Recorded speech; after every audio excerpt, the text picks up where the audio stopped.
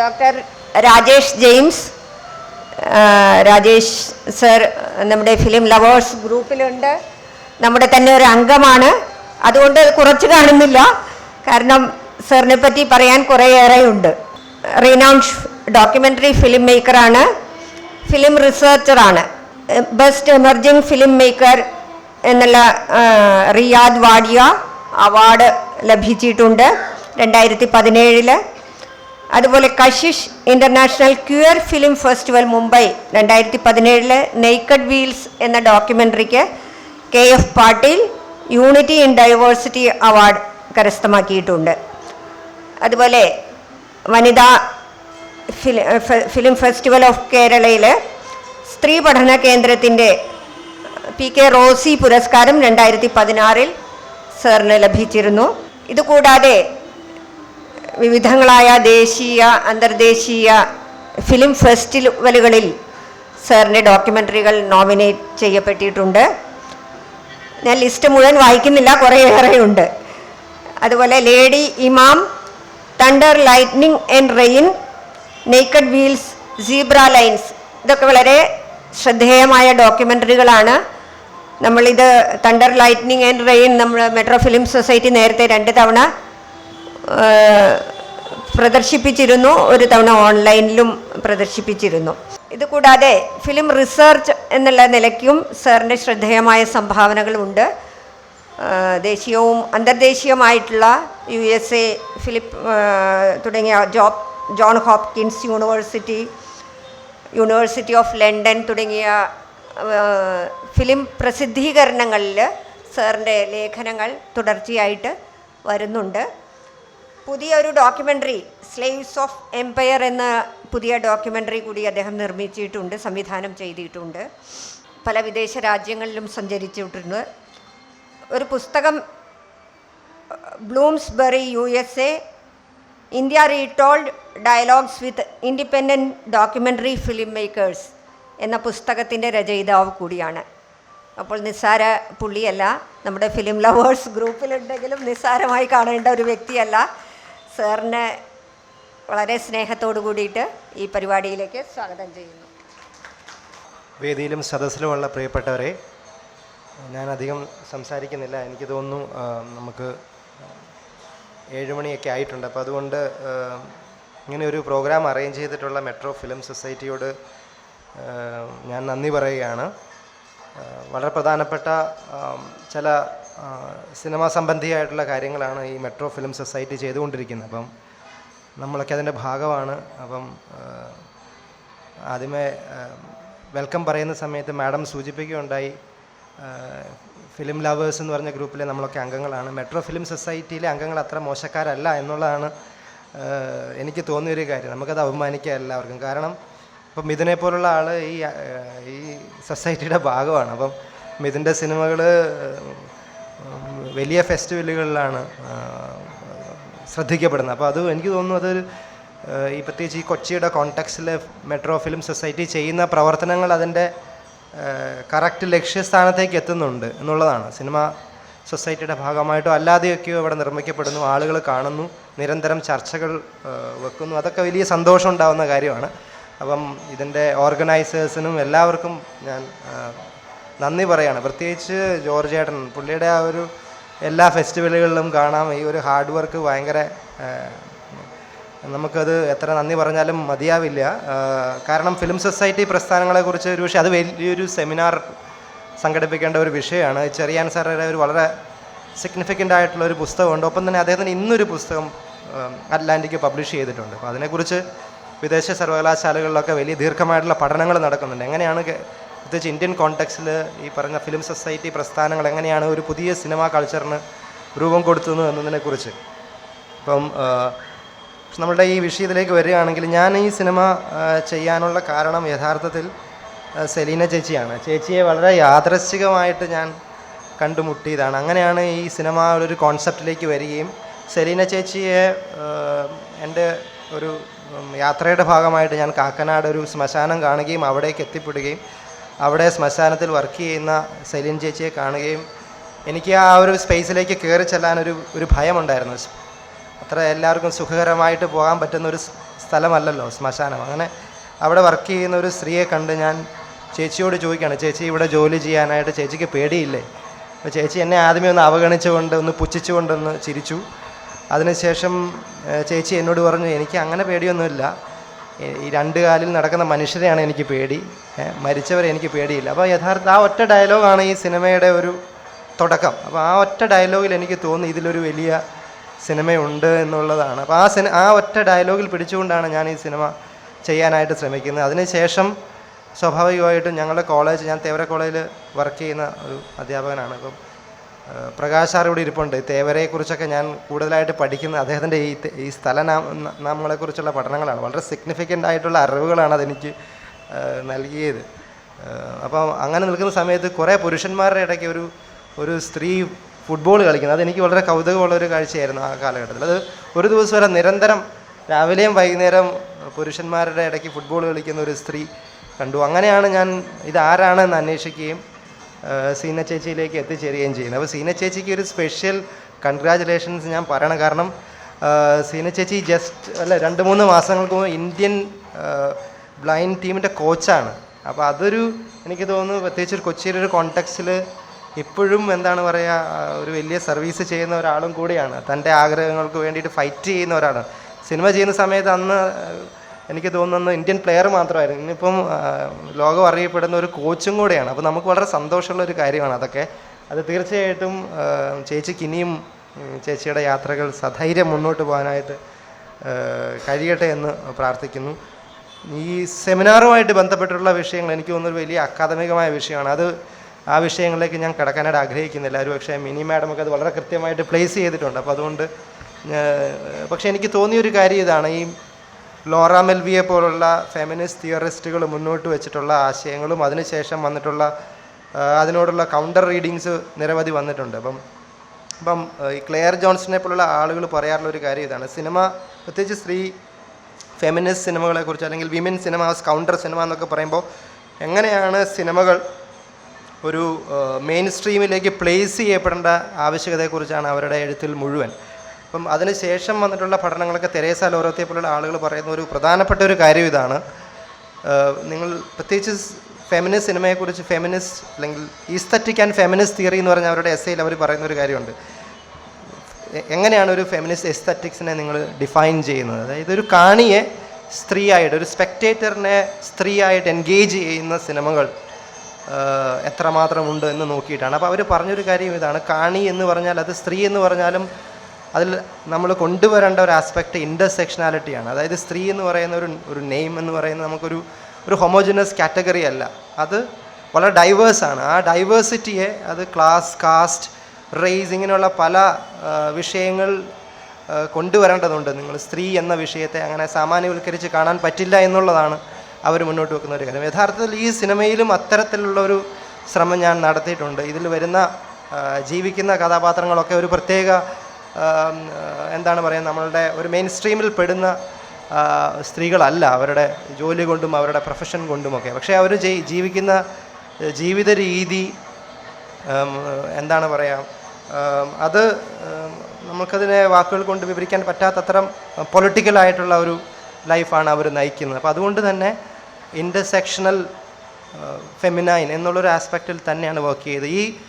ഈ ജീവിതങ്ങളെ യഥാർത്ഥത്തിൽ വിറ്റ്നസ് ചെയ്യുകയാണ് ഞാൻ ചെയ്തിട്ടുള്ളത്. അപ്പോൾ ഡോക്യുമെൻ്ററി തിയറിയിൽ വർക്ക് ചെയ്യുന്ന അല്ലെങ്കിൽ എഴുതിയിട്ടുള്ള ഒരു കോൺസെപ്റ്റ് വെച്ച് ഒരു ഫിൽം മേക്കർ എന്ന രീതിയിൽ ഞാൻ എൻ്റെ സ്വാതന്ത്ര്യം ഉപയോഗിച്ചിട്ടുള്ളത് വിറ്റ്നസ് ചെയ്യുക എന്ന് മാത്രമാണ് ഞാൻ ചെയ്തിട്ടുള്ളത്. ക്യാമറ ഒരു വിറ്റ്നസ് മാത്രമായിട്ട് ചെയ്തു, അതിൽ ക്രിയേറ്റിവിറ്റി ഒന്നും ഞാൻ അവകാശപ്പെടുന്നില്ല. പക്ഷേ അവരുടെ ജീവിതങ്ങളെ വിറ്റ്നസ് ചെയ്യാനുള്ള ശ്രമമാണ് നടത്തിയിട്ടുള്ളത്. പക്ഷെ എന്നെ സംബന്ധിച്ച് ഈ സിനിമ 2019 പൂർത്തിയാക്കി. തിരുവനന്തപുരത്തായിരുന്നു അതിൻ്റെ ആദ്യത്തെ പ്രിവ്യൂ. അതിനുശേഷം 2020 അതിൻ്റെ ചലച്ചിത്ര അക്കാദമി സംസ്ഥാന സർക്കാർ ഇതിന് ബെസ്റ്റ് ഡോക്യുമെൻ്ററി അവാർഡ് തന്നു. അതിനുശേഷം നിരവധി വിദേശ ഫെസ്റ്റിവലുകളിലേക്ക് തിരഞ്ഞെടുക്കപ്പെട്ടു. പക്ഷേ നമ്മൾ കോവിഡൊക്കെ ആ സാഹചര്യങ്ങളിൽ പോകാനായിട്ട് സാധിച്ചില്ല. പക്ഷേ എനിക്ക് ആദ്യമായിട്ടാണ് സെലിൻ ചേച്ചിയുടെ കൂടെ ഒരു സ്ക്രീനിങ് കാണാനായിട്ട് ഒരു വലിയ ഒരു സ്പേസ് കിട്ടുന്നത്. തിരുവനന്തപുരത്തെ സ്ക്രീനിങ്ങിന് അന്ന് ചേച്ചിക്ക് വരാൻ കൊച്ചി വിട്ട് പോകാനുള്ള ഒരു ബുദ്ധിമുട്ടുള്ളത് കൊണ്ടും യാത്ര ചെയ്യാനുള്ള ഒരു ബുദ്ധിമുട്ടുള്ളതുകൊണ്ടും പറ്റിയില്ല. അത് എനിക്ക് ഭയങ്കര സന്തോഷമുള്ളൊരു കാര്യമാണ്. അതായത് അപ്പം ഇങ്ങനെ ഒരു സ്പേസ് ഒരുക്കി തന്നിട്ടുള്ള എല്ലാ ആളുകൾക്കും, പ്രത്യേകിച്ച് മെട്രോ ഫിലിം സൊസൈറ്റിയോട് ഞാൻ നന്ദി പറയുന്നു. അധികം സംസാരിപ്പിച്ച് ഞാൻ ബോറടിക്കുന്നില്ല. സിനിമയ്ക്ക് ശേഷം ഇനി എന്തെങ്കിലും നമുക്ക്, അതാണ് കുറച്ചും കൂടെ വൈകാരികമായിട്ട് നമുക്ക്, എന്തുകൊണ്ടാണ് ഇങ്ങനെയുള്ള സിനിമകൾ വൈകാരികമായിട്ട് എൻഗേജ് ചെയ്യണം എന്നുള്ളത് എനിക്ക് പലപ്പോഴും തോന്നിയിട്ടുള്ളൊരു, വൈകാരികതയെ പലപ്പോഴും മോശമായിട്ടാണ് ഈ പ്രത്യേകിച്ച് പേട്രിയാർക്കി വിവരിക്കുന്നത്. വൈകാരികത എന്ന് പറയുന്നത് ഇമോഷൻ പ്രശ്നമായിട്ടാണ് കാണുന്നത്. പക്ഷെ അതുകൊണ്ട് തന്നെ ഈ വൈകാരിക എങ്ങനെയാണ് ഒരു പൊളിറ്റിക്കൽ ടൂൾ ആകുന്നതെന്നുള്ളതാണ് ഈ സിനിമയിൽ കൂടെ ഞാൻ ഇൻഡയറക്റ്റായി. ഇതിൽ ഇൻ തണ്ടർ ലൈറ്റ്നിങ് എന്നൊക്കെ പറയുന്ന ടൈറ്റിൽസൊക്കെ പിന്നീട് വന്നാണ്. അത് നമ്മുടെ ഒരു അക്കാദമിക ബാക്ക്ഗ്രൗണ്ടിൽ നിന്നുകൊണ്ടാണ്. ഷേക്സ്പിയറും മാക്ബത്തും ഒക്കെ അതിൽ ആ റെഫറൻസസ് വരുന്നുണ്ട്. ഈ സിനിമ പക്ഷേ എന്നെ അമ്പരപ്പിച്ചൊരു കാര്യം, ഇത് പലപ്പോഴും ഓൺലൈൻ സ്ക്രീനിങ്ങിൻ്റെയൊക്കെ സമയങ്ങളിൽ വിദേശങ്ങളിലൊക്കെ പല ആളുകളും ഇത് കാണുമ്പോൾ ഇതിനോട് വൈകാരികമായിട്ടുള്ള ഒരു റെഫറൻസസ് അവർക്ക് കിട്ടുന്നുണ്ട്. ക്യാമ്പസുകളിലൊക്കെ കാണിക്കുമ്പോൾ കുട്ടികൾക്കത്, പ്രത്യേകിച്ച് മിനി മാം പറഞ്ഞു വന്ന ഒരു പോയിൻ്റ് അതാണ്, കുട്ടികളെ ഭയങ്കരമായിട്ട് സ്പർശിക്കുന്നുണ്ട്, പ്രത്യേകിച്ച് ഇവരുടെ ജീവിതങ്ങൾ. അത് പല കുട്ടികൾക്കും ഒരു പ്രചോദനമായി മാറാൻ കഴിഞ്ഞു എന്നുള്ളത് വളരെ സന്തോഷമുള്ളൊരു കാര്യമാണ്. അതുകൊണ്ട് തന്നെയാണ് ഈ മീഡിയത്തിൻ്റെ സാധ്യതകൾ ഇനിയും എക്സ്പ്ലോർ ചെയ്തുകൊണ്ടിരിക്കുന്നത്. ഇങ്ങനൊരു വേദി ഒരുക്കി തന്ന മെട്രോ ഫിലിം സൊസൈറ്റിയോടും ഇങ്ങനെയൊരു സ്ക്രീനിങ് ഒരുക്കി തന്ന ഇതിൻ്റെ ഓർഗനൈസേഴ്സിനോടും, നിങ്ങൾ ഇത്രയും ആളുകൾ കാണാൻ വന്ന നിങ്ങളോടും നിങ്ങളുടെ സമയത്തിനും നന്ദി പറഞ്ഞുകൊണ്ട് നിർത്തുന്നു. Thank you. ഇനി നമ്മൾ പ്രധാന പരിപാടിയിലേക്ക് കടക്കുകയാണ്. ആദരിക്കൽ. സെലീന മൈക്കിൾ അവരെ ആദരിക്കുന്നതിനായി സെലീന മൈക്കിളിനെയും ആദരിക്കാൻ ശ്രീ ജോർജിനെയും, മെട്രോ ഫിലിം സൊസൈറ്റി സെക്രട്ടറി ജോർജിനെയും ക്ഷണിക്കുന്നു.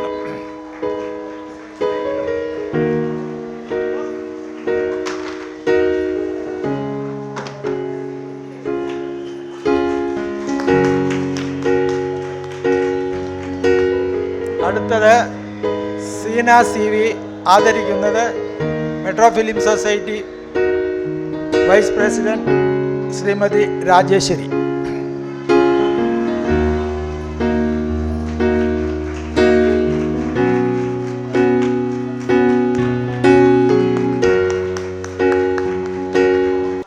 തണ്ടർ ലൈറ്റ്നിങ് ആൻഡ് റെയിൻ എന്ന സിനിമ ആരംഭിക്കുന്നതിന് മുൻപ് ഇപ്പോൾ ആദരിക്കപ്പെട്ട 2 വനിതാ രത്നങ്ങളെ അവരുടെ മറുമൊഴിക്കായി ക്ഷണിക്കുന്നു. ആദ്യം സെലീന മൈക്കിൾ. എല്ലാവർക്കും നമസ്കാരം. ഇങ്ങനൊരു വേദിയിൽ, വനിതാ ദിനത്തിൽ ഇങ്ങനൊരു വേദിയിൽ എന്നെ ആദരിക്കാൻ ക്ഷണിച്ച എല്ലാ മഹാവ്യക്തികൾക്കും എൻ്റെ നമസ്കാരം. ഇങ്ങനെ ഒരു വനിതാ സംഘടനക്കാർ എന്നെ ആദരിക്കാൻ പല പല സംഘടനകളും എന്നെ ഇന്നത്തെ ദിവസം വിളിച്ചിട്ടുണ്ടായിരുന്നു. എനിക്ക് പോകാൻ സമയം കിട്ടിയില്ല. എല്ലാ വനിതാ ദിനത്തിലും എനിക്ക് ഇങ്ങനെ ഓരോ സംഘടനകളും എല്ലാവരും മെമ്മോ തരുകാറുണ്ട്, എന്നെ ആദരിക്കാറുണ്ട്.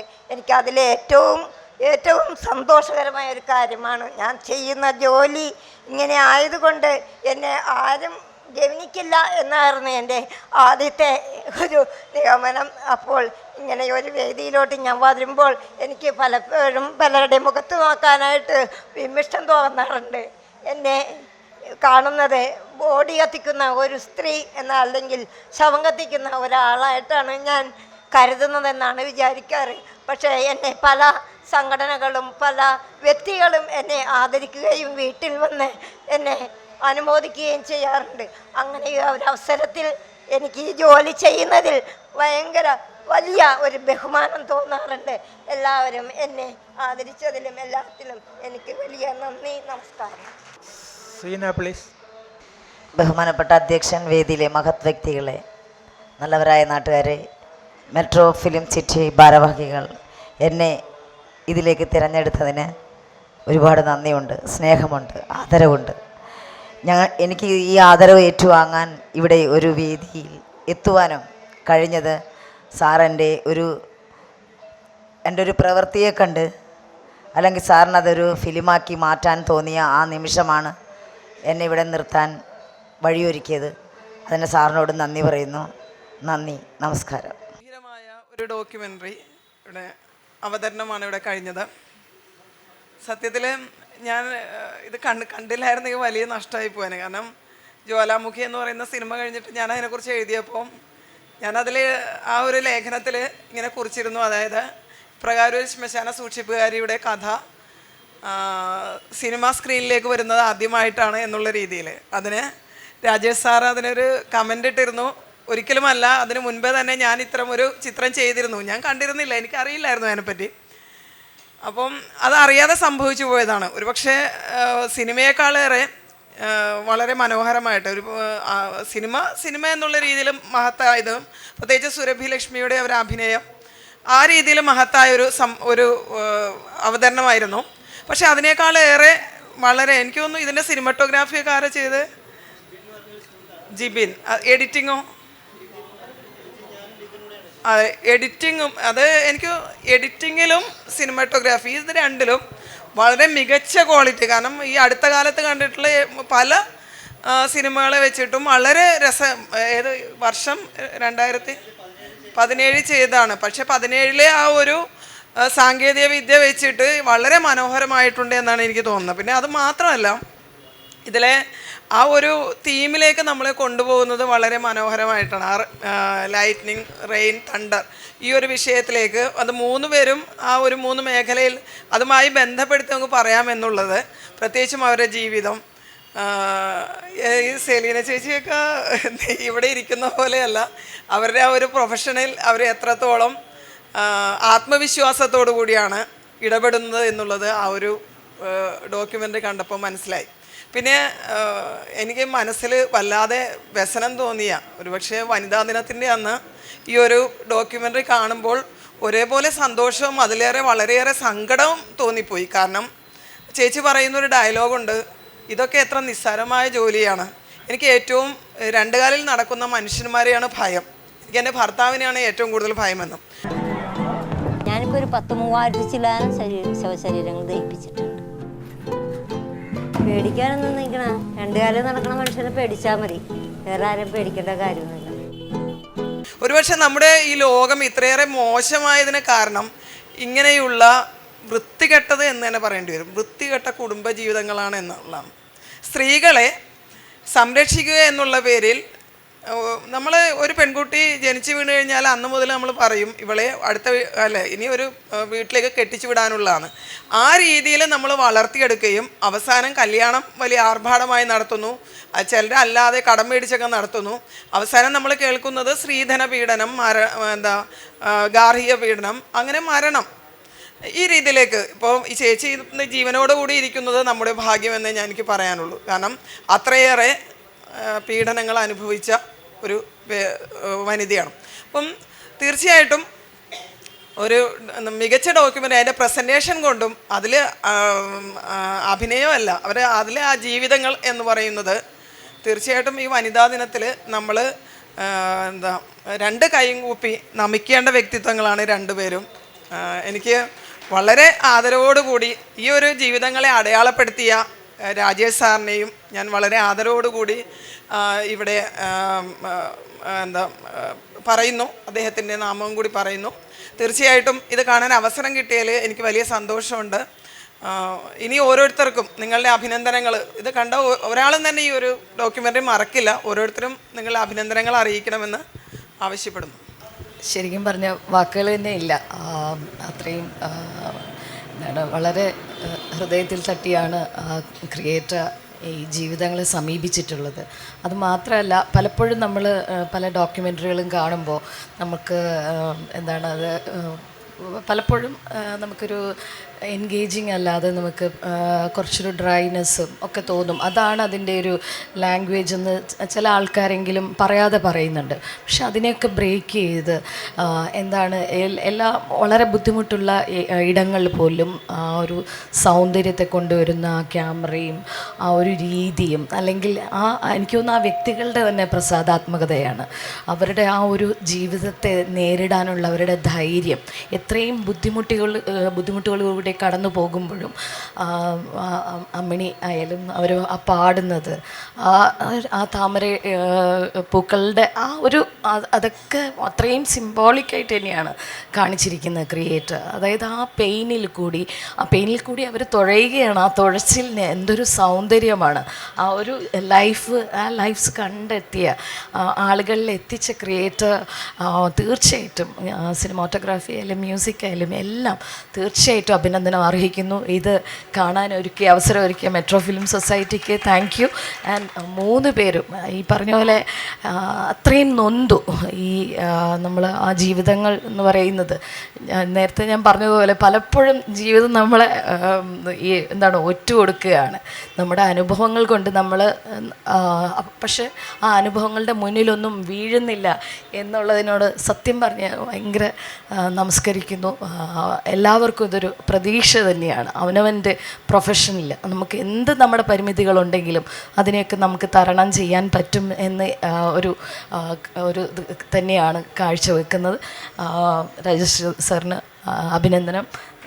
3 പേർക്കും വളരെ സന്തോഷം. വളരെ നല്ലൊരു ഡോക്യുമെൻ്ററി, വളരെ പെർഫെക്റ്റ്ലി ബ്യൂട്ടിഫുൾ, വളരെ എസ്തെറ്റിക്കായിട്ടും വളരെ ഭയങ്കര രസകരമായിട്ട് ചിത്രീകരിച്ചിരിക്കുന്നു. അതിൻ്റെ ആശയം കൊണ്ടും അത് ആ ഒരു കാർണിവലിലൂടെ എങ്ങനെ 3 പേരെ കണക്ട് ചെയ്യുന്നു എന്ന് പറയുന്നത് വളരെ ബ്രില്യൻ്റായിട്ട് ചെയ്തിരിക്കുന്നു. കൺഗ്രാറ്റുലേഷൻസ്. വളരെ ടച്ചിങ് ആയിട്ട് തോന്നിയൊരു ഡോക്യുമെൻ്ററിയാണ്. എൻ്റെ ക്യാപ്ഷൻ തന്നെ lightning, thunder, lightning and rain. അത് തന്നെ ജീവിതത്തിൽ എത്രമാത്രം സ്ട്രഗിൾ ചെയ്തുകൊണ്ടാണ് നമ്മൾ ഓരോരുത്തരും മുന്നോട്ട് പോകുന്നു എന്നുള്ള കൃത്യമായിട്ട് ഇത് പറഞ്ഞു വയ്ക്കുന്നുണ്ട്, കൺവേ ചെയ്യുന്നുണ്ട്. കാരണം ഇതിലെനിക്ക് ഏറ്റവും ഹൃദയസ്പർശമായിട്ട് തോന്നി പറഞ്ഞ പോലെ അമ്മിണിയമ്മയുടെ വിഷ്വലാണ്. കാരണം അവർ തുഴഞ്ഞുകൊണ്ട് വരുമ്പോൾ ആ എല്ലാവിധ ബുദ്ധിമുട്ടുകളും ആ പാട്ടിലൂടെ അവർ റിക്കവർ ചെയ്യണത്. പ്രസാദാത്മക പാട്ടിലും അവരെ തുഴച്ചിലും നമുക്ക് കാണാം. താമരയോടൊപ്പം അവർ തുഴഞ്ഞു വരുന്ന ആ സീൻ വല്ലാതെ ടച്ച് ചെയ്യുന്നുണ്ട്. അതുപോലെ സെലീന ചേച്ചിയുടെ ജീവിതം പറയുന്നത് വല്ലാതെ.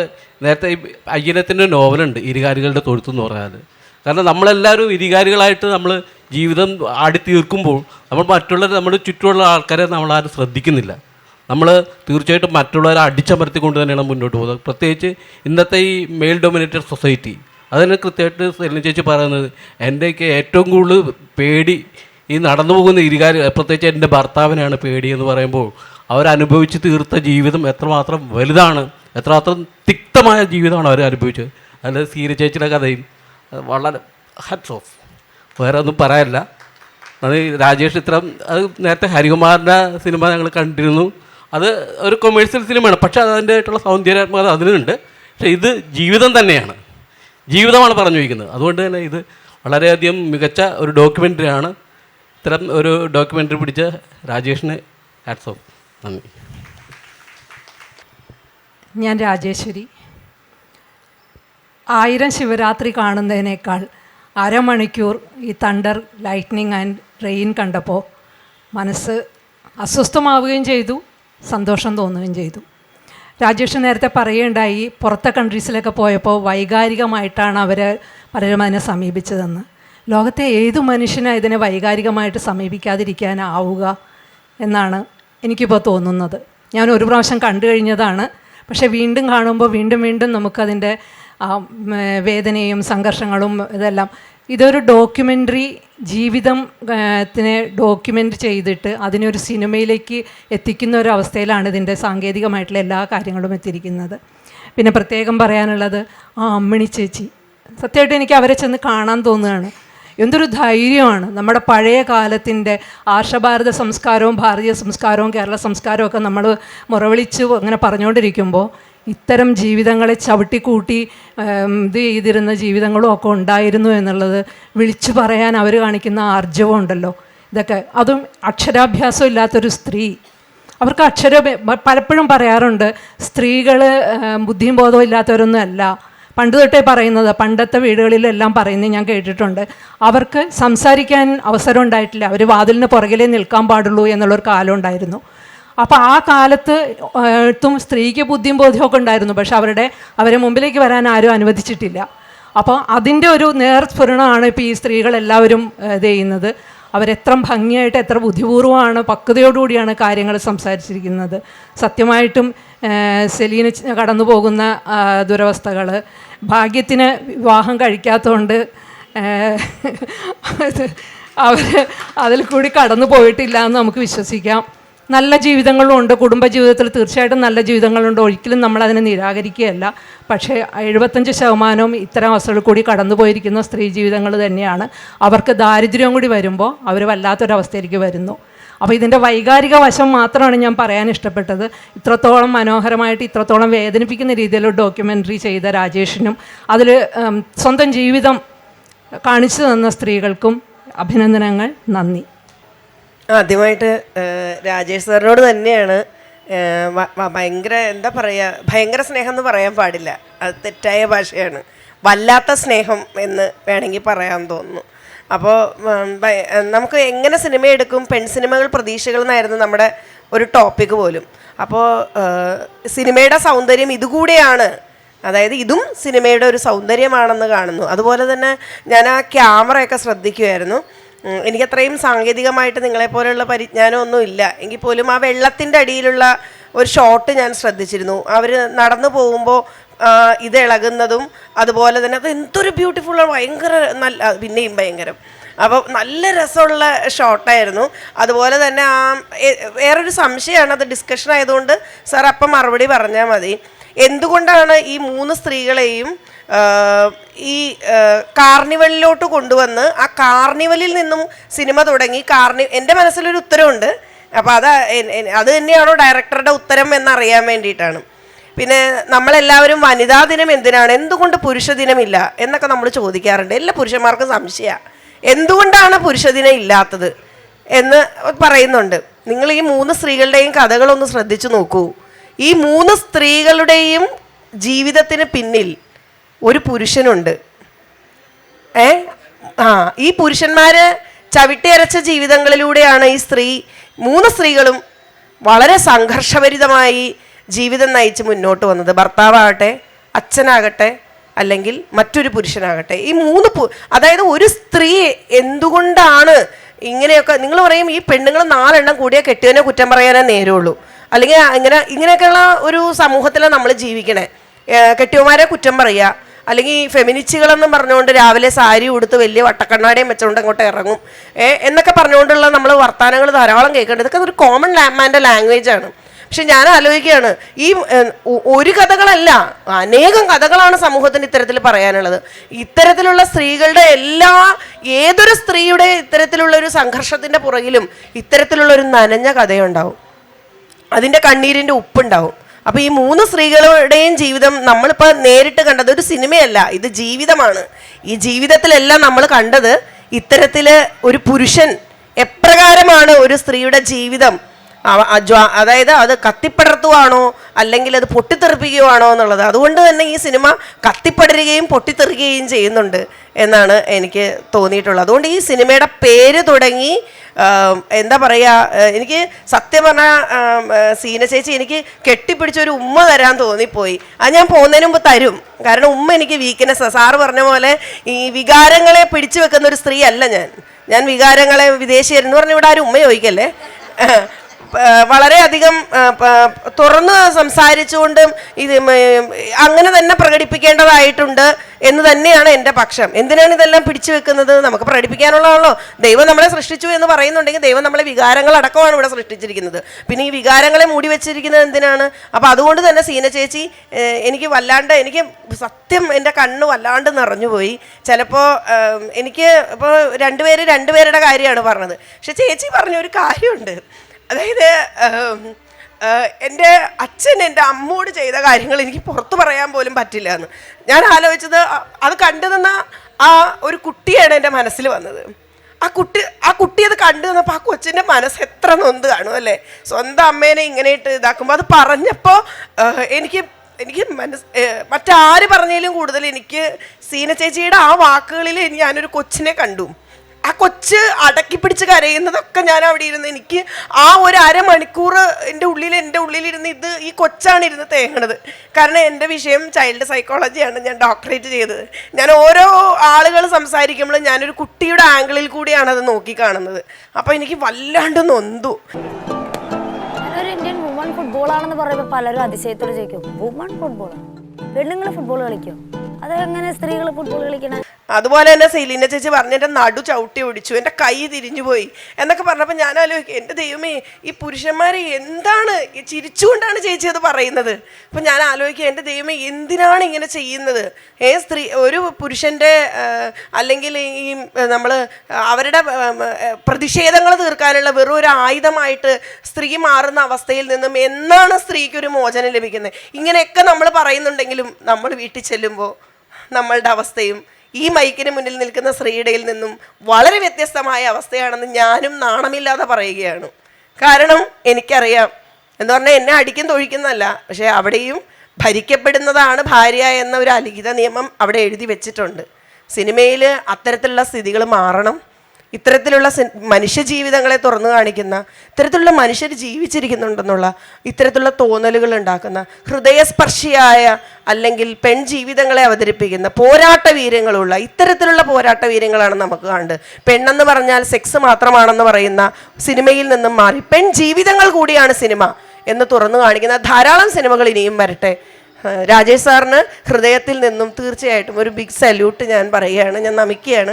അത്രയ്ക്കും മനോഹരമായ ഒരു, ഇന്ന് പോയിരുന്നെങ്കിൽ നഷ്ടമായി പോയേനെ, അത്രയ്ക്കും മനോഹരമായ. അപ്പോൾ സീന ചേച്ചി പോകുന്നതിന് മുമ്പ്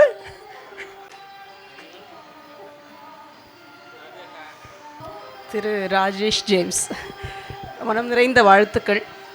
இப்படி ஒரு டாக்குமெண்ட்ரி எடுக்கிறதுக்கு என்ன மாதிரியான ஒரு மனசு வேணும் அப்படின்னு தான் நான் பார்த்தேன். ஏன்னா நான் கதையல்ல வாழ்வு அப்படின்ற ஒரு புத்தகம் எழுதும்போது எளிய மனிதர்களை தேடும்போது தான் ஜுவாலாமுகியை பார்த்துட்டு செலினா சேச்சியை குறித்த ஒரு டாக்குமெண்ட்ரி எடுத்தேன். அப்போ அந்த மனம் படைத்தவர்களால் தான் இப்படி ஒரு டாக்குமெண்ட்ரியை எடுக்க முடியும் அப்படின்றது பிக்சர் பர்ஃபெக்ட் அப்படின்ற மாதிரி ஒரு உண்மை கதைகள் தான். ஆனால் அதில் அவ்வளோ அழகாக சினிமாட்டோகிராஃபியும் சரி, பிக்சரைசேஷனும், ஒலி, யூஸ்வலாக இங்கே பார்க்கில் ஒரு ஓப்பன் ஸ்பேஸில் பார்க்கும்போது ஒலிகளில் நிறைய பிரச்சனை இருக்கும், சவுண்ட்ஸ் அந்த அளவுக்கு கேட்காது. ஆனால் எந்த பிரச்சனையுமே இல்லை, அவ்வளோ அழகாக தெளிவாக ஒலி மற்றும் ஒளி ரெண்டுமே இருந்தது. உங்கள் மொத்த டீமுக்குமே என்னுடைய வாழ்த்துக்கள். செலினா சேச்சியை நான் நேரில் சந்தித்து பேசிகிட்டு இருக்கும்போது அவங்க பேசின 2 விஷயங்கள். ஒன்று, அவங்க சொன்னாங்க, பிணங்களை பார்த்து பயமாக இல்லைங்க, 2 கால் மனுஷங்களை பார்த்து தான் பயமாக இருக்குது அப்படின்னு. இன்னொன்று, உங்களுக்கு என்ன ஆசைகள் இருக்குது, என்ன ஆக்ரகம் இருக்குது அப்படின்னா எத்தனையோ இருந்தது, ஆனால் அதெல்லாம் போயிடுச்சு, அதெல்லாம் தாண்டி வந்துட்டேன், அதெல்லாம் இனி நிறைவேற்றவே முடியாது. அப்படி மனித மனங்கள் தேங்கி போகிற ஒரு சூழல் இருக்குல்ல, அது ரொம்ப கொடுமையானதாக நான் அவங்கக்கிட்ட பார்த்தேன். 1000 இருந்தாலும் இந்த வேலை செய்கிறதுனால என்னை ஒதுக்கிடுவாங்களோ, என்கிட்ட யாரும் பேச மாட்டாங்களோ அப்படின்னாங்க. இந்த வேலை செய்யறதுனால இத்தனை பேர் உங்களை பாராட்டுறாங்க. வேலைன்னு வரும்போது எல்லாமே வேலை தான். இந்த வேலை சிறந்தது, இந்த வேலை சிறந்தது இல்லைன்னு சொல்கிறதுக்கான எந்த ஒரு அடிப்படையுமே நம்மக்கிட்ட இல்லை. உடல் வேலைகள் எல்லாமே வேலைகள் தான் அப்படின்னு அதுக்கு ஒரு உதாரணம் தான் செலினா சேச்சி. இவங்களை பற்றி சொல்லும்போது அவங்க அந்த டாக்குமெண்ட்ரியில் கேட்பாங்க, பெண் குழந்தைகளை சொல்லிக் கொடுக்கறத காட்டிலும் ஆண் குழந்தைகள் சொல்லிக் கொடுக்கறது ஈஸி அப்படின்னு சொல்வீங்க. ஏன் அப்படின்னா ரிஸ்க்கு கம்மி, ஏன்னா அவங்க ஈஸியாக வீடு போய் சேர்ந்துருவாங்க அப்படின்னு. நம்முடைய சமூகம் எங்கே போயிட்டுருக்கு? ஒரு பெண் குழந்தை சரியாக வீடு போய் சேர்றதே பிரச்சனை அப்படின்ற இடத்தை நோக்கி தான் நம்ம இன்னமும் கூட நகர்ந்து கொண்டிருக்கோம். அந்த பெண் சரியாக போய் சேர்ந்துட்டாளா இல்லையா அப்படின்னு தெரியாத ஒரு சூழலில் தான் இன்றைக்கி மகளிர் தினத்தை கொண்டாடிட்டுருக்கோம். அப்படின்ற அளவில் தான் நம்ம இருக்கோன்றதே உண்மையால் கவலையான ஒரு விஷயம். அம்மினி சேச்சி ரொம்ப அழகாக இருந்தது, அவங்களுடைய அந்த பாடல், அந்த எல்லாமே மொத்தத்தில் ஒரு கவிதையை போல இத்தனை துயரமான உண்மை சம்பவத்தை சொல்ல முடியுமா அப்படின்னா ராஜேஷால முடியும் அப்படின்னு காமிச்சிருக்காரு. மிக்க நன்றி. സിനിമ നല്ലതല്ല എന്ന് പറഞ്ഞാൽ വലിയ കുഴപ്പമാകും. കാരണം എല്ലാവരും സിനിമ നല്ലതാണ് എന്ന് പറഞ്ഞിരിക്കുന്നു. അപ്പോൾ പിന്നെ എതിരായിട്ട് എന്താണ് പറയേണ്ടത്? നമ്മുടെ സ്ത്രീകൾ ഇവിടെ പറഞ്ഞതിനെക്കുറിച്ച് മാത്രമാണ് ഞാൻ എതിരായി പറയുന്നത്. കോടിക്കണക്കിന് വരുന്ന സ്ത്രീകൾ, ശബ്ദമില്ലാത്തവർ, പ്രതിഷേധിക്കാൻ അറിയാത്തവർ, അവർ അനുഭവിക്കുന്ന എല്ലാ കാര്യങ്ങൾക്കും വിധിയാണ് എന്ന് കരുതുന്ന ആളുകൾ, യഥാർത്ഥത്തിൽ അതൊക്കെയും നിലവിലുള്ള സാമൂഹിക ക്രമത്തിൻ്റെ അല്ലെങ്കിൽ വ്യവസ്ഥിതിയുടെ കൂടി ഉൽപ്പന്നമായിട്ടുള്ളതാണ്. ഏതെങ്കിലും ഒരു പ്രത്യേക പുരുഷൻ, ഇതിലെ കഥാപാത്രങ്ങളുമായി ബന്ധപ്പെട്ട് കിടക്കുന്ന പുരുഷന്മാർ അങ്ങനെയല്ല. ഇവർ തന്നെ സംസാരിച്ചപ്പോൾ പ്രതിപാദിക്കുകയുണ്ടായി, സമൂഹത്തിൽ നല്ല ആൾക്കാരും ഉണ്ട് എന്ന്. അപ്പോൾ ഒരു വ്യവസ്ഥിതിയെ കാണാതെ, ഒരു സാമൂഹിക ക്രമത്തെ കാണാതെ ചില പുരുഷന്മാർ മാത്രമാണ് ഇന്ന് നമ്മൾ അനുഭവിക്കുന്ന, സ്ത്രീകൾ അനുഭവിക്കുന്ന പ്രശ്നങ്ങൾക്കൊക്കെ കാരണം എന്ന് വിധിക്കുന്നത് ശരിയാണ്. സിനിമ അതിൻ്റെ സാങ്കേതികമായ വശങ്ങളിൽ മാത്രമല്ല, മനുഷ്യനെ അവൻ്റെ ഹൃദയത്തെ സ്പർശിക്കുന്ന മേഖലയിലും വളരെ വളരെ ഉയർന്നു നിൽക്കുന്നുണ്ട്. ഇത്രയും ചുരുക്കം സമയം കൊണ്ട് ഇത്രയും സാമൂഹികമായി പ്രസക്തമായ വിഷയങ്ങൾ അവതരിപ്പിച്ച് ഫലിപ്പിക്കാൻ കഴിയും എന്നുള്ളത് തീർച്ചയായും സംവിധായകരെ സംബന്ധിച്ച് വെല്ലുവിളിയായിട്ടുള്ള കാര്യമാണ്. ആ വെല്ലുവിളിയിൽ അദ്ദേഹം 100% വിജയിച്ചിരിക്കുന്നു. നന്ദി. നമസ്കാരം, എൻ്റെ പേര് ശ്രീകല. ഞാൻ അസിസ്റ്റൻറ്റ് ഡയറക്ടറാണ്. 2 സിനിമ കഴിഞ്ഞിട്ടുള്ളൂ. എൻ്റെ ഗുരുനാഥയാണ് ആശാച്ചി ജോസഫ്, രാജേഷ് സാറിനോടൊപ്പം വർക്ക് ചെയ്യുന്നത്. അപ്പോൾ എന്തായാലും വലിയൊരു അഭിനന്ദനങ്ങൾ ആദ്യം തന്നെ. ഇങ്ങനെ ഒരു ഇതൊരു ഡോക്യുമെൻ്ററി ഉണ്ടെന്നും ജ്വാലാമുഖി എന്നൊരു ചിത്രം ഉണ്ടെന്നും എനിക്കറിയാമായിരുന്നു. 2ഉം കാണാൻ പറ്റിയിട്ടില്ല. ഇപ്പോൾ അത് കാണാൻ കഴിഞ്ഞാൽ വളരെ സന്തോഷം. ഒരുപാട് അഭിനന്ദനങ്ങൾ. എനിക്ക് 2 കാര്യങ്ങൾ പറയാനുള്ളത്. ഒന്ന് സിനിമയെക്കുറിച്ചിട്ടാണ്. അപ്പോൾ അത് ഞാൻ പറഞ്ഞല്ലോ, തീർച്ചയായിട്ടും താങ്കളൊരു വലിയ അഭിനന്ദനം അർഹിക്കുന്നുണ്ട്. ഇത് കണ്ടിരിക്കുമ്പോൾ പലപ്പോഴും കണ്ണ് നിറഞ്ഞിരുന്നു. ഒന്ന് അച്ഛനെ അമ്മയെ ഉപദ്രവിക്കുന്നതിനെ കുറിച്ച് പറഞ്ഞത്, മറ്റൊന്ന് എനിക്ക് ഏറ്റവും പേടി എൻ്റെ ഭർത്താവിനെയായിരുന്നു എന്ന് പറഞ്ഞത്. അത് സങ്കടത്തോടൊപ്പം വല്ലാത്ത രോഷവും തോന്നിയിരുന്നു. പിന്നെ മറ്റേ ചേച്ചി പറയുന്നുണ്ടല്ലോ, ഉഴവുമ്പോൾ അവരെ കെട്ടിയിരുന്നു എന്നുള്ളത്. അത് മൂന്നും ഓർക്കുമ്പോൾ പോലും തൊണ്ടയിടറുന്നുണ്ട്. അത് പറയാൻ ബുദ്ധിമുട്ടുണ്ട്. അത്രയും ഒരു വേദന തോന്നിയിരുന്നു. അങ്ങനെയും ജീവിതങ്ങളുണ്ട് എന്നുള്ളത്. ഇതിനെല്ലാം മറികടന്ന് സ്ത്രീകൾ മുന്നോട്ട് വരുന്നു. ജീവിതാസക്തി, ഏതോ ഒരു കഥാപാത്രം, എനിക്ക് തോന്നുന്നു ചേച്ചിയാന്ന് തോന്നുന്നു, ജീവിതത്തെക്കുറിച്ച് ഇങ്ങനെ അങ്ങനെ ആ ഒരു ജീവിതാസക്തി. പിന്നെ ഈ വേദനകൾക്കിടയിലും ജീവിതത്തെ കുറേ കൂടി സൗന്ദര്യാത്മകമാക്കാനും അവരുടെ ഉള്ളിലെ പാട്ടുകാരിയെ കൊണ്ടുവരാനും അങ്ങനെ എല്ലാ തരത്തിലും ഇതായിരുന്നു. പിന്നെ ഈ സാമൂഹ്യക്രമം എന്ന് പറയുന്നത് സാമൂഹ്യക്രമം തന്നെയാണ് പ്രതി. പക്ഷെ അതിൻ്റെ ഉത്തരവാദികൾ സ്ത്രീകൾ മാത്രമല്ല. ഞാൻ ഡിഗ്രി പഠിച്ചുകൊണ്ടിരിക്കുമ്പോഴായിരുന്നു കല്യാണം കഴിഞ്ഞത്. കല്യാണം കഴിഞ്ഞിട്ടാണ് ഡിഗ്രി കംപ്ലീറ്റ് ചെയ്തത്. അപ്പോൾ കംപ്ലീറ്റ് ചെയ്യാൻ വേണ്ടിയിട്ട് കൊടുങ്ങല്ലൂർ ഒരു ഇൻസ്റ്റിറ്റ്യൂട്ടിൽ പോയിട്ട് പഠിച്ചുകൊണ്ടിരിക്കുമ്പോൾ ഒരു സാറുണ്ടായിരുന്നു. അത്യാവശ്യം എഴുതുകയൊക്കെ ചെയ്യുന്നൊരു സാറാണ്. പുസ്തകങ്ങളൊക്കെ പബ്ലിഷ് ചെയ്തിട്ടുണ്ട്. മിക്കവാറും ക്ലാസ് എടുക്കുന്നതിൻ്റെ ഇടയിൽ അദ്ദേഹം പറയുന്നൊരു വാചകമുണ്ട്. ഈ ഭാണ്ഡക മഹർഷി ആരോ പറഞ്ഞിട്ടുണ്ട് അത്രേ, സ്ത്രീ ഒരു വയലേല മാത്രമാണെന്ന്. പലപ്പോഴും അത് പലവട്ടം ആവർത്തിക്കുകയും ഞാൻ നോക്കുമ്പോൾ ക്ലാസ്സിലെല്ലാവരും ഇളകി ചിരിക്കുകയും ഞാനൊരാൾ മാത്രം ചിരിക്കാതിരിക്കുകയും എനിക്ക് ചിരിയല്ല വരുന്നത്, എനിക്ക് വല്ലാതെ ദേഷ്യം വരുന്നുണ്ട്. പക്ഷെ ഇത് അധ്യാപകനായിപ്പോയി കുറേ ദിവസങ്ങളോളം ഞാൻ കേട്ടിരുന്നു. അല്ല, എന്തോ ആയിക്കോട്ടെ, അദ്ദേഹം പറഞ്ഞത് ബൈബിളിൽ അങ്ങനെ പ്രയോഗിച്ചിട്ടുണ്ടാവും. അദ്ദേഹം പറയുന്നത് ഇപ്പോഴും അങ്ങനെയാണ്, നിങ്ങളൊക്കെ അത്രേ ഉള്ളൂ, നിങ്ങളൊന്നും വല്ലാതെ ഇതാവണ്ട, നിങ്ങൾ ഡിഗ്രിക്ക് പഠിക്കണോ, ഒക്കെ ശരി. ഇതെല്ലാം കഴിഞ്ഞാലും സ്ത്രീ എന്ന് പറയുന്നത് എല്ലാ കാലത്തും അത് സത്യമായിട്ടുള്ള കാര്യമാണ്. കുറേ ദിവസം കഴിഞ്ഞപ്പോൾ എനിക്ക് സഹിച്ചില്ല. ഞാൻ ചോദിച്ചു, അങ്ങനെയാണ് ഈ പുരുഷന്മാർ മുഴുവൻ വിത്തുകാളകളാണെന്ന് ഞാൻ പറഞ്ഞാലോ എന്ന് ചോദിച്ചു. സാർ എന്നെ തൊഴുതു. ഇനി മേലിൽ ഞാനത് ആവർത്തിക്കില്ല എന്ന് പറഞ്ഞു. അപ്പം അത്രേ ഉള്ളൂ. സ്ത്രീകൾ വയലേലയാണെങ്കിൽ പുരുഷന്മാർ വെറും വിത്തുകാളകൾ. ഒരു വയലേലയ്ക്ക്, ഒരു സ്ത്രീക്ക് ഒരു കുഞ്ഞു ഹൃദയം അതിൻ്റെ ഉള്ളിൽ മിടിക്കുന്നത് അറിയാൻ കഴിയും. വിത്തുകാളയ്ക്ക് എന്ത് കഴിയും? ഞാനിങ്ങനെ ചോദിക്കുമ്പോൾ വിഷമം തോന്നണ്ട. എല്ലാവരെയും രൂപപ്പെടുത്തുന്ന അവരുടെ അനുഭവങ്ങളാണ്. എൻ്റെയും അനുഭവങ്ങളാണ് എന്നെ ഇങ്ങനെ രൂപപ്പെടുത്തിയത്. ആർക്കും വിഷമം തോന്നിയിട്ട് ദേഷ്യം തോന്നിയിട്ട് ഒരു കാര്യമില്ല. പിന്നെ ഫെമിനിറ്റി എന്നുള്ള വാക്ക്, ഞാനൊരു ഫെമിനിസ്റ്റാണ്. ഞാനത് എപ്പോഴും പറയാറുണ്ട്, വളരെ ധൈര്യപൂർവ്വം പറയാറുണ്ട്. എന്താണ് ഫെമിനിസം? ആ വാക്ക് ഒരുപാട് തെറ്റിദ്ധരിക്കപ്പെട്ടു പോയതുകൊണ്ടാണ്. സ്ത്രീകളുടെ അവകാശത്തിന് വേണ്ടി സംസാരിക്കുന്ന എല്ലാവരും ഫെമിനിസ്റ്റുകളാണെന്ന് തന്നെയാണ് ഞാൻ കരുതുന്നത്. ഞാൻ വളരെ ധൈര്യപൂർവ്വം പറയാറുണ്ട്. ഞാൻ ഇത് പറഞ്ഞതുപോലെ തന്നെ എൻ്റെ വീട്ടിൽ എൻ്റെ മരിച്ചുപോയ ആളാണ് പറയാൻ പാടില്ല, എൻ്റെ ഒരു അമ്മാവൻ. എൻ്റെ കുട്ടിക്കാലത്ത് പറഞ്ഞു കേട്ടേക്കണ കഥയാണ്. അമ്മാവൻ വീട്ടിൽ വരുമ്പോൾ എൻ്റെ ഓർമ്മയിൽ ഏറ്റവും നന്നായിട്ട് കവിതയൊക്കെ ചൊല്ലിയിരുന്ന, അത്യാവശ്യം വായിക്കുകയും സംസാരിക്കുകയൊക്കെ ചെയ്തിരുന്ന ആളാണ് അമ്മാവൻ. എന്നിട്ട് പോലും പിന്നീട് ഞാൻ വളർന്നു വന്നപ്പോൾ കേട്ട കഥയാണ്. ഒരു ദിവസം പലപ്പോഴും അമ്മാവൻ ഇതൊക്കെ കഴിഞ്ഞ് വൈകിയായിരിക്കും വീട്ടിൽ വരിക. അപ്പോൾ അമ്മായി മറ്റുള്ളവരൊക്കെ ഊണ് കഴിക്കാതെ ഇരിക്കും. ഇത് കഴിഞ്ഞ് അമ്മാവൻ കഴിച്ചിട്ടാണ് അവർ കഴിക്കുക. ഇഷ്ടംപോലെ സ്വത്തും മുതലും ഒക്കെ ഉള്ള വീടാണ് കേട്ടോ, ഒന്നും ഇല്ലാത്തവരല്ല. ഒരു ദിവസം അമ്മാവൻ വരുമ്പോഴേക്കും ഒത്തിരി വൈകിയപ്പോൾ അമ്മായി ഭക്ഷണം കഴിച്ചു എന്ന് പറഞ്ഞിട്ട് അമ്മാവൻ പറഞ്ഞു അത്രേ, ഞാൻ പട്ടിയൊന്നുമല്ല, പെണ്ണുങ്ങൾ കഴിച്ചു കഴിഞ്ഞിട്ട് കഴിക്കായിരുന്നു. 3 ദിവസം അമ്മാവൻ പട്ടിണി ഇരുന്നു അത്രേ. ഞാൻ പറഞ്ഞു, ഞാനാണെങ്കിൽ കൊടുക്കൂല, പിന്നെ 4ാമത്തെ ദിവസം കൊടുക്കില്ല, പോയി എവിടെ വെച്ചാൽ കഴിച്ചിട്ട് വന്നോളാൻ പറയും. അപ്പം അങ്ങനെയൊക്കെയുള്ള പല അനുഭവങ്ങളിലൂടെ കടന്നു വന്നവർ ഞങ്ങളുടെ വീട്ടിലുണ്ട്. അപ്പോൾ അവർക്കും ഞാനെപ്പോഴും നോട്ടപ്പുള്ളിയാണ് വീട്ടിൽ, കാരണം പണ്ട് മുതൽ ഞാൻ പ്രതികരിക്കുന്ന ആളാണ്. അപ്പോൾ അതുകൊണ്ട് എനിക്കെപ്പോഴും ഒരു വഴക്കാളിയുടെ ഒരു ഇമേജാണ് എനിക്ക് എൻ്റെ വീട്ടുകാരുടെ ഇടയിലൊക്കെ ഉള്ളത്. അപ്പം ഞാൻ പറഞ്ഞത് ഒരുപാട് അനുഭവങ്ങളാണ് മനുഷ്യരെ രൂപപ്പെടുത്തുന്നത്. അത് ഇത്ര വളരെ ഭംഗിയായിട്ട് വരച്ച് കാണിച്ചതിൽ, അത് ഇത്ര ഭംഗിയായിട്ട് ഒരുക്കി തന്നതിൽ വളരെ സന്തോഷം രാജേഷ് സാറിനോട്. പിന്നെ ശാലിനി മാമിനോട് എനിക്കിത്ര ദേഷ്യം തോന്നിയിരുന്നു. നേരത്തെ സംസാരിക്കുമ്പോൾ അമ്പലത്തിൽ പാട്ടുണ്ട്, കൊതുകുണ്ട്, നിങ്ങളെല്ലാവരും തന്നെ ഈ സിനിമ കാണാനൊക്കെ അതിന് അല്ല, ഞങ്ങൾ സംസാരം കേൾക്കാനും കൂടി ഇരുന്നു. പക്ഷേ ഇപ്പോൾ ഒരുപാട് നല്ല ഭംഗിയായിട്ട് സംസാരിച്ചു, എനിക്കത് വളരെ ഇഷ്ടമുണ്ട്. ഞാനൊരു ഈശ്വരവിശ്വാസിയാണ്, ഞാൻ ഇന്നും അമ്പലത്തിൽ പോകും ഇനി. പക്ഷേ അപ്പോഴും ഞാനിവിടെ വന്നത് ഇതിന് പ്രസക്തി ഉള്ളതുകൊണ്ട് തന്നെയാണ്. അപ്പോൾ എനിക്ക് ഇപ്പം സംസാരിച്ചപ്പോൾ ഇഷ്ടപ്പെട്ടു, വളരെ സന്തോഷം. അപ്പോൾ എല്ലാവർക്കും ഒരുപാട് സന്തോഷം ഇങ്ങനെ ഒരു അവസരം തന്നതിലും ഈ ചിത്രം കാണാൻ അവസരം ഒരിക്കലും മെട്രോ ഫിലിം സൊസൈറ്റിയോടും എല്ലാവരോടും ഒരുപാട് സന്തോഷം. നന്ദി. നമസ്കാരം. എങ്ങനെ അത് പറഞ്ഞ് പ്രതിഫലിപ്പിക്കണം എന്നറിയില്ല. ഞങ്ങളുടെ 3 കഥാപാത്രങ്ങൾക്കൊരു പ്രത്യേകതയുള്ളത് കുഞ്ഞിലെ അച്ഛനും അമ്മയൊന്നും ഇല്ലാതെ വളർന്നു എന്നുള്ളതാണ്. അപ്പോൾ എനിക്ക് 1 വയസ്സുള്ളപ്പോഴാണ് അച്ഛൻ വേറെ വിവാഹം കഴിച്ചു. നേവൽ ബേസിൽ ഉദ്യോഗസ്ഥനായിരുന്നു. അമ്മ പിന്നെ ഞങ്ങൾ 5 മക്കളെ മറ്റു വീട്ടുകളിൽ വീട്ടുജോലി എടുത്താണ് വളർത്തിയത്. അപ്പോൾ ഞാൻ എപ്പോഴും ഒന്നും കൂടി കുറച്ചും കൂടി വലുതായി ഒരു 5 വയസ്സൊക്കെ ആയപ്പോൾ അച്ഛൻ വീണ്ടും വന്നു.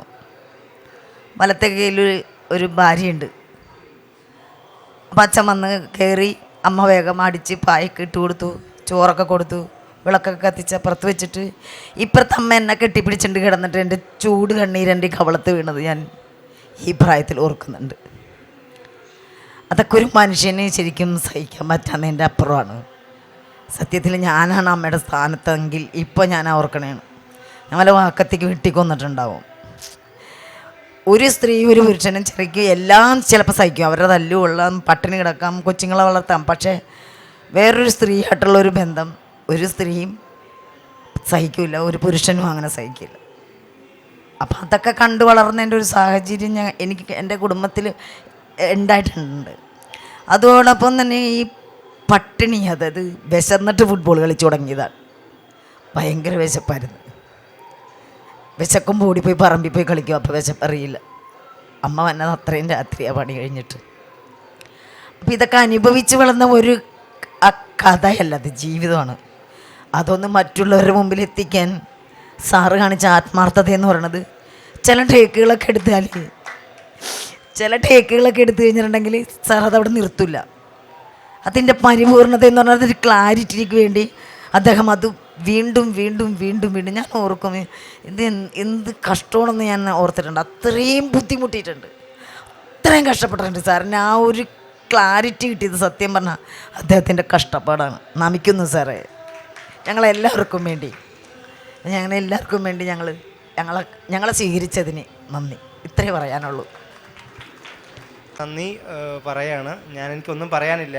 നിങ്ങളുടെ റിയാക്ഷൻസും അതുപോലെ തന്നെ in thunder lightning and rain എന്ന് പറഞ്ഞ മാക്ബത്തിൻ്റെ ഒരു പ്രയോഗമാണ്, ആദ്യത്തെ ഒരു ലൈനാണ്. അപ്പോൾ അത് തുടങ്ങുന്നത് 3 വിച്ചസ്, അത് കുറച്ച് അങ്ങനെയാണ് വരുന്നത്. അപ്പോൾ അതിനെ ഈ വിച്ചസുമായിട്ട് ബന്ധപ്പെടുത്തിയിട്ട് ടെറി ഗൾട്ടൻ്റെ ഒരു പഠനമുണ്ട്, ഓൺ ഈവിൾ എന്ന് പറഞ്ഞിട്ട്. അപ്പോൾ അതിൽ പുതിയ കാലഘട്ടത്തിൽ വന്ന 2003-04 വന്നൊരു പഠനമാണ്. അപ്പോൾ അതിൽ ഈ ടെറി ഗൾട്ടൻ മുന്നോട്ട് വെക്കുന്ന ഒരു ആശയം ഇതാണ്: മാക്ബത്തിലെ യഥാർത്ഥ ഹീറോയിൻസ് എന്ന് പറഞ്ഞാൽ ഈ 3 വിച്ചസ് ആണെന്നാണ് പറയുക. പ്രത്യേകിച്ച് നമ്മുടെ വിച്ച് ഹണ്ടിൻ്റെയൊക്കെ കോണ്ടെക്സ്റ്റിൽ, പ്രത്യേകിച്ച് ഈ ഫെമിനിസത്തിൻ്റെ കോണ്ടെക്സ്റ്റിൽ ഈ വിച്ച് എന്ന് പറഞ്ഞൊരു ഇമേജ്, ഒരു പൊളിറ്റിക്കൽ ഇമേജ് ആയിട്ടാണ് ഇന്നത്തെ ഫെമിനിസ്റ്റുകൾ ഉപയോഗിക്കുന്നത്, റൈറ്റ്?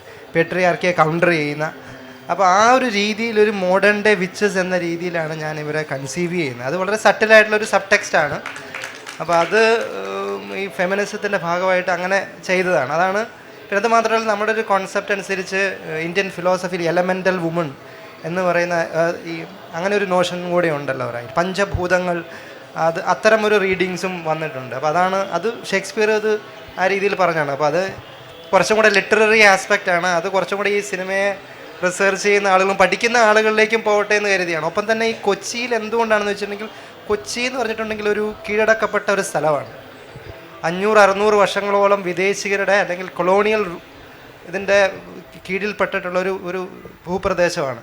അത് ഒരു പക്ഷേ എമർജ് ചെയ്ത് വന്നൊരു വലിയ ഒരു സ്വതന്ത്ര സ്ഥലമായി വന്ന ഒരു ചരിത്രം കൊച്ചിക്കുണ്ട്. അപ്പോൾ അത് സ്വാഭാവികമായിട്ടും ആ ഒരു ലാൻഡ് സ്പേസിൽ ഈ 3 സ്ത്രീകളെയും പഠിക്കുക എന്ന് പറഞ്ഞിട്ടുണ്ടെങ്കിൽ അതൊരു സർവൈവൽ സ്റ്റോറിയും കൂടിയാണ്. ആ രീതിയിൽ പ്രദേശത്തിൻ്റെയും വ്യക്തികളുടെയും സർവൈവൽ സ്റ്റോറിയാണ്. അത് കൂടാതെ തന്നെ കാർണിവൽ എന്ന് പറയുന്നത് ഒരു വളരെ പുരുഷാരം നിറഞ്ഞിട്ടുള്ള ഒരു സ്പേസ്. ആ സ്പേസിലേക്ക് 3 സ്ത്രീകൾ വരിക, അത് വിറ്റ്നസ് ചെയ്യുക എന്ന് പറഞ്ഞത് മാത്രമല്ല, പപ്പാജി എന്ന് പറഞ്ഞിട്ടുണ്ടെങ്കിൽ ഒരു പുരുഷ പ്രതീകം കൂടിയാണ്, ഓൾഡ് മാൻ പ്രതീകമാണ്. അപ്പോൾ അത് പൊട്ടിത്തെറിക്കുക എന്ന് പറയുമ്പോൾ അതിന് പല രീതിയിലുള്ള റീഡിങ്സ്, പ്രത്യേകിച്ച് പല രീതിയിലും അത് ആളുകൾ അതാണ് അത്. പിന്നെ ഇതിൻ്റെ ഈ ഡോക്യുമെൻ്ററി ചെയ്തതിൻ്റെ ഒരു പ്രത്യേകത, എനിക്ക് 2017 ഇത് ഷൂട്ട് ചെയ്തത്. ഇന്ന് നമുക്ക് അവിടെ ഡ്രോൺ ഉപയോഗിക്കാൻ പറ്റത്തില്ല. അതുമാത്രമല്ല, കൊച്ചിൻ കാർണിവൽ ഇങ്ങനെ ഇനി ഒരിക്കലും കാണാൻ പോകുന്നില്ല. അതായത് ആ ഗ്രൗണ്ട് മാറ്റി, ബീച്ചിനോട് ചേർന്ന സ്ഥലം മാറ്റി പല ഭാഗങ്ങളായിട്ട് അത് മുറിച്ച് ഇനി ഇങ്ങനൊരു സംഭവം നമ്മൾക്ക് കാണാനായിട്ട് പറ്റില്ല. അപ്പോൾ അത് കൊച്ചിയെക്കുറിച്ച് പഠിക്കുന്ന അടുത്ത തലമുറയ്ക്ക് കാർണിവലിൻ്റെ ഇമേജസ് എനിക്ക് തോന്നുന്നു ആ രീതിയിലൊരു ഫിൽം മേക്കർ എന്ന രീതിയിൽ നമുക്ക് കോൺട്രിബ്യൂട്ട് ചെയ്യാനായിട്ട് പറ്റി. ഇനി അങ്ങനെ ഒരു ഡ്രോൺ ഷോട്ട് അവിടെ എടുക്കത്തില്ല. ആ സെക്യൂരിറ്റി റീസൺസ് ഉണ്ട്. അന്ന് അത് ചെയ്യാനായിട്ട് റെസ്ട്രിക്ഷൻസ് വന്നിട്ടില്ല. ഡ്രോണൊക്കെ കാര്യമായിട്ട് ആളുകൾ ഉപയോഗിച്ച് വരുന്നതേ ഉണ്ടായിരുന്നുള്ളൂ. അപ്പം നമ്മൾക്കത് ചെയ്യാനായിട്ട് പറ്റി. ഇന്ന് അങ്ങനെ ഉപയോഗിച്ചിട്ടുണ്ടെങ്കിൽ അപ്പം തന്നെ അത് പിടിച്ചെടുക്കും അവർ. അപ്പം അങ്ങനെ ഒരു സന്തോഷമുണ്ട് നമുക്ക് അത് ചെയ്തതിൽ. പിന്നെ ഞാൻ പറഞ്ഞതുപോലെ തന്നെ ഇതിനെ വളരെ വൈകാരികമായിട്ടുള്ള ഒരു വിഷയമാണ്. വൈകാരികത വളരെ രാഷ്ട്രീയമാണ്. പേഴ്സണൽ ഈസ് പൊളിറ്റിക്കൽ എന്നുള്ള ഒരു പ്രയോഗമുണ്ടല്ലോ. പിന്നെ അതുപോലെ തന്നെ ഈ റേജ് എന്ന് പറഞ്ഞിട്ടുള്ള ഈ ബെൽ ഹൂക്സിൻ്റെ ഒരു പ്രയോഗമുണ്ട്, റേജ്. അതൊരു വിഷമത്തിൽ നിന്ന് വരുന്ന ഒരു റേജ് എന്ന് പറഞ്ഞൊരു സങ്കല്പം. അതാണ് ഈ 3 സ്ത്രീകളിലും ഞാൻ കണ്ടത്. അവരുടെ ദുഃഖങ്ങളിൽ വേദനിച്ചിരിക്കുന്ന ആളുകളല്ല ആക്ച്വലി, റൈറ്റ്. അതാണ് ഈ 3 പേരെയും കണക്ട് ചെയ്യുന്നത്. അവർ ഭയങ്കര അമ്മിണിയമ്മയുടെ ഒരു പ്രത്യേകത എന്ന് പറഞ്ഞിട്ടുണ്ടെങ്കിൽ ഇങ്ങനെ യാത്ര ചെയ്യുന്നൊക്കെ സമയത്ത് ഒച്ചയൊക്കെ വെച്ച് എല്ലാവരും ഹായ് ഹായ് എന്നൊക്കെ പറഞ്ഞിട്ടാണ്. വളരെ ഹാപ്പി ആയിട്ടുള്ള ഒരു സ്ത്രീയാണ് അവർ. അത് അങ്ങനെ വന്നു. അതുപോലെ തന്നെ സിന ചേച്ചി ഞാൻ നേരത്തെ പറഞ്ഞതുപോലെ തന്നെ സന്തോഷിച്ച് ഫുട്ബോൾ കളിക്കുക, ആളുകളായിട്ട്, അതും ഒരു ഗ്രൂപ്പ് പുരുഷന്മാരുടെ കൂടെ ഫൈറ്റ് ചെയ്യുക. അങ്ങനെയാണ് ഞാൻ ഈ 3 സ്ത്രീകളിലേക്ക് വന്നതും. അതൊക്കെ പിന്നീട് ഡോക്യുമെൻ്ററി ഷൂട്ട് ചെയ്തതിന് ശേഷം നമ്മളുടെ തലയിൽ വന്നിട്ടുള്ള ഒരു ആശയത്തിൻ്റെ പേരിൽ അങ്ങനെയാണല്ലോ ഡോക്യുമെൻ്ററികൾ ഉണ്ടാവുക. സ്ക്രിപ്റ്റ് ഒന്നും ഉണ്ടായിരുന്നില്ല. ഈ 3 പേരുടെ സ്റ്റോറി കിട്ടി, അതിനെ എഡിറ്റിംഗ് ടേബിളിലാണ് ഈ ഒരു സിനിമ ഫ്രെയിമിലേക്ക് കൊണ്ടുവന്നത്. അപ്പോൾ ഇതിൻ്റെ ക്യാമറയ്ക്ക് പറഞ്ഞ പോലെ ജിബിൻ എന്ന് പറഞ്ഞിട്ടുള്ള നമ്മുടെ ഒരു കൂട്ടുകാരനാണ്, എൻ്റെ നാട്ടുകാരനാണ്. അപ്പോൾ അവന് സംസ്ഥാന സർക്കാരിൻ്റെ മികച്ച ക്യാമറമാൻ അവാർഡ് കിട്ടിയിട്ടുള്ള ഒരു സിനിമ കൂടിയാണ് ഇത്. അപ്പം അങ്ങനെ അത് ചെയ്യാനായിട്ട് കഴിഞ്ഞു. ഭൂരിപക്ഷം ഞാൻ അതിന് ശേഷവും സിനിമ ചെയ്ത് കഴിഞ്ഞു. പക്ഷേ ആളുകൾ സ്വാഭാവികമായിട്ട് ഈ സിനിമയായിട്ട് വളരെ അറ്റാച്ച്ഡാണ്. അത് എൻ്റെ ഒരു കഴിവായിട്ട് ഞാൻ കാണുന്നില്ല. അത് ഈ 3 പേരെന്ന് പറഞ്ഞിട്ടുണ്ടെങ്കിൽ അവർ വളരെ ഇൻറ്റൻസ് ആയിട്ടുള്ള ആളുകളാണ്. അതാണ് വളരെ ഇൻറ്റൻസാണ്, വളരെ പൊളിറ്റിക്കലുമാണ്. അതാണ് അവരെ എല്ലാവരുമായിട്ടും കണക്ട് ചെയ്യുന്നത്, റൈറ്റ്. അപ്പോൾ അതുകൊണ്ട് ഞാനീ പറഞ്ഞതുപോലെ ഒരു ഗോട്ടിക്കൺ എന്ന് പറഞ്ഞൊരു സ്ഥലത്ത് ഇത് സ്ക്രീൻ ചെയ്തിട്ട് ജർമ്മനിയിൽ നിന്നൊക്കെ പല സ്റ്റുഡൻസ് അവർ ഭയങ്കര വൈകാരികമായിട്ട് ഈ വിഷയത്തോട് സമീപിക്കുകയും ഇമോഷണൽ ആവുകയും പൊട്ടിക്കരയുകയും അതിൻ്റെ അർത്ഥം എന്തൊക്കെയോ കാര്യങ്ങൾ റെസണേറ്റ് ചെയ്യുന്നുണ്ട് സ്ത്രീകളുടെ ഈ എക്സ്പീരിയൻസിൽ. അതുകൊണ്ട് എനിക്ക് തോന്നുന്നു നിങ്ങളൊക്കെ പറഞ്ഞ കാര്യങ്ങൾ പല രീതിയിലും ഇത് കണക്ട് ചെയ്യാനായിട്ട് പറ്റുക എന്ന് പറഞ്ഞിട്ടുണ്ടെങ്കിൽ അത് 3 പേരുടെയും കഴിവാണ്. നമ്മളതിനെ എല്ലാം കൂടെ വിറ്റ്നസ് ചെയ്യാനുള്ളൊരു ശ്രമം മാത്രമാണ് ഞാൻ ചെയ്തിട്ടുള്ളത്. അപ്പോൾ എല്ലാവർക്കും താങ്ക് യു സോ മച്ച്.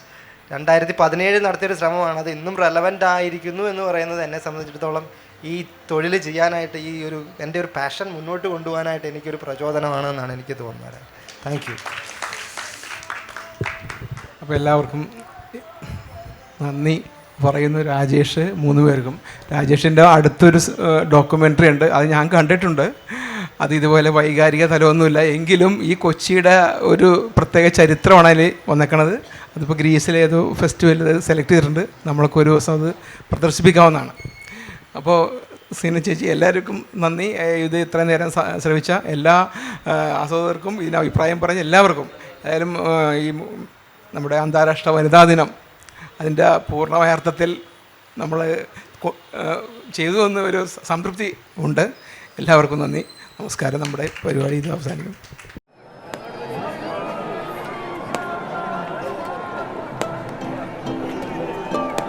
ഞാനൊരു ഇന്ത്യൻ വുമൺ ഫുട്ബോളാണെന്ന് പറയുമ്പോൾ പലരും അതിശയത്തോടെ ചോദിക്കും, വുമൺ ഫുട്ബോളാണ്, പെണ്ണുങ്ങൾ ഫുട്ബോൾ കളിക്കോ?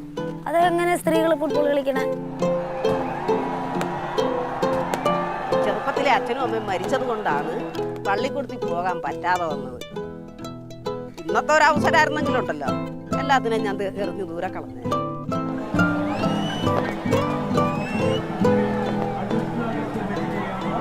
ഞാനിപ്പോൾ ഒരു ഒരു 10,000 ചില്ലാനം ശവശരീരങ്ങൾ ദഹിപ്പിച്ചിട്ടുണ്ട്. പേടിക്കാനൊന്നും നിൽക്കണ 2 കാലം നടക്കണ മനുഷ്യനെ പേടിച്ചാൽ മതി, വേറെ ആരും പേടിക്കേണ്ട കാര്യമൊന്നുമില്ല. എൻ്റെ ദൈവമേ, ഞാനൊരാണായിരുന്നു, എൻ്റെ അടിമ